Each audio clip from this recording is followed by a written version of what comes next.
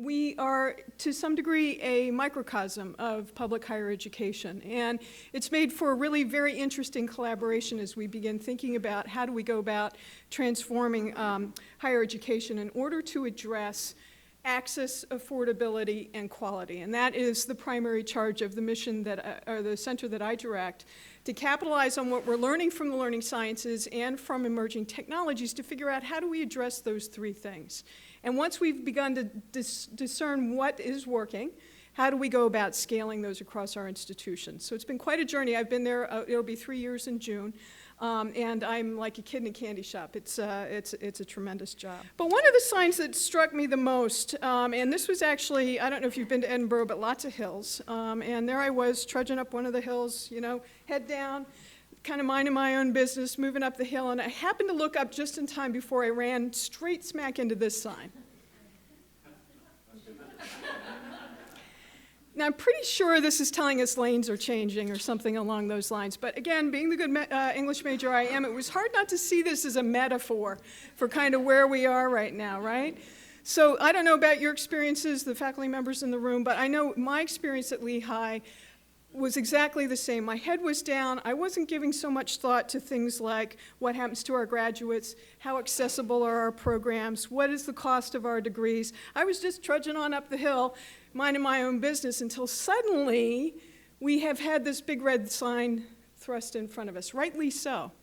And it has caused us to pause and to think about, all right, so what are we going to do about these things? How do we go about making a difference in transforming our world? We think very differently about the role technology can play and the way in which we utilize technology in the things that we're doing. We're going to find that the basic act of teaching will continue not to change in any major ways.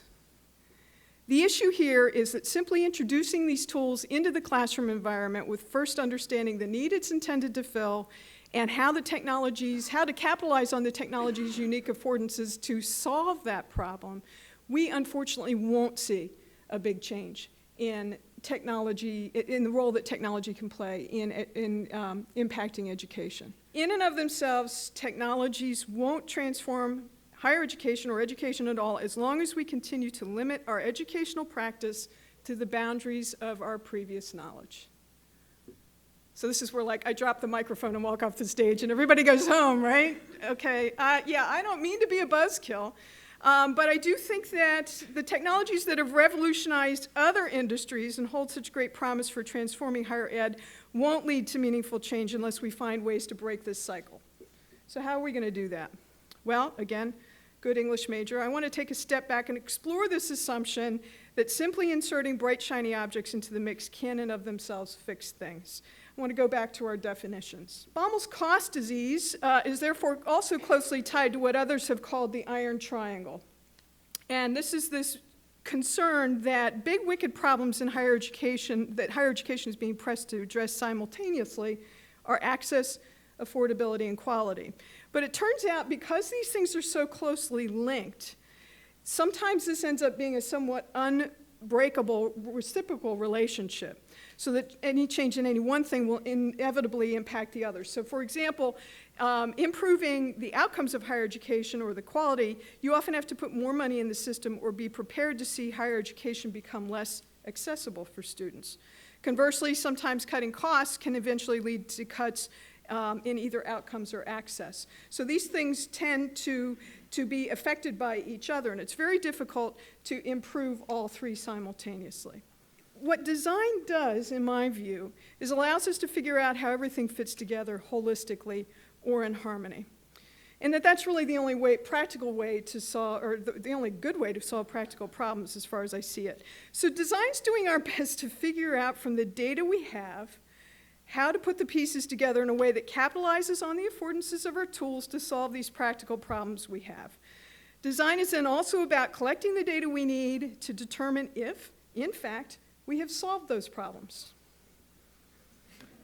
And if we haven't, to figure out, to be willing to go back and fix our designs when we do sometimes we find we've made a mistake. I think it helps us organize our thinking about where we should be placing our priorities. And for the Kirwan Center and the things that I'm thinking about, there are three broad areas.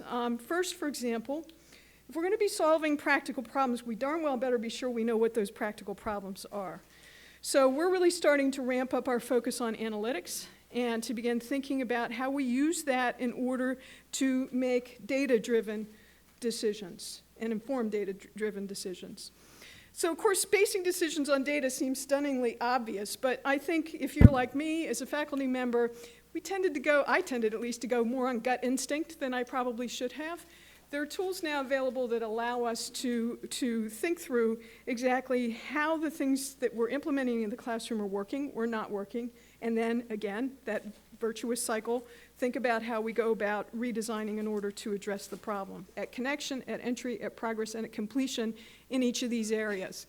And the idea is for the institution to finally have a cross-campus conversation about what are we doing, and to categorize these things, and then to ask the question, where do we have data on these things and whether they're working or not? And as they start to see holes in the framework, that begins to point out places where they need to do some work. I'm excited about now taking that cross-campus conversation and having a cross-system conversation about how do we then go about what's working for you guys? Okay, well they're having trouble with that over here. How do we share resources and think about how we collaborate along those lines? Open shows promise so far in open educational resources, is what I'm referring to here in this case. Open shows promise to be able to address all three of those access, affordability, and quality issues that we're trying to address right now. Because open isn't just about being free.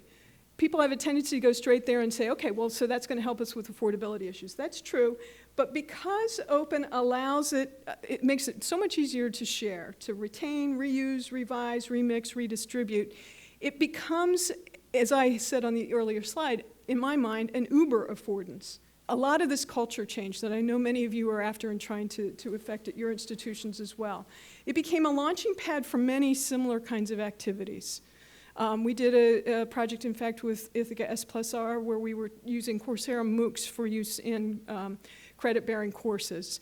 That emerged from this. Many of our institutions created similar kinds of projects. We increased legislative support for transformation. In 2014, $56 million in enhancement funds were reallocated to the system because the legislature was pleased with what they saw in terms of the work that they were doing to that point. And it also catalyzed an innovation infrastructure at the system level and across the institution. So created the Kirwan Center, and each of our institutions created a position similar to mine, direct reports to provost, who now we get together on a monthly basis for 4 hours and talk about what are the things we're working on, how do we collaborate, how do we make things happen. So the indirect benefits are really exciting. So I would encourage you to think very differently about technology, to begin really examining hard the affordances that exist that you can be capitalizing on, because until we make that shift, I fear that we're going to continue to see this vicious cycle that we've seen in the past with technology use in education. And I think it's time, I think we can finally break free of that, but it's going to take some real effort. And I would also encourage you to avoid innovation fetishism. I love that term, and I think it speaks precisely to my point. So thank you very much for your attention.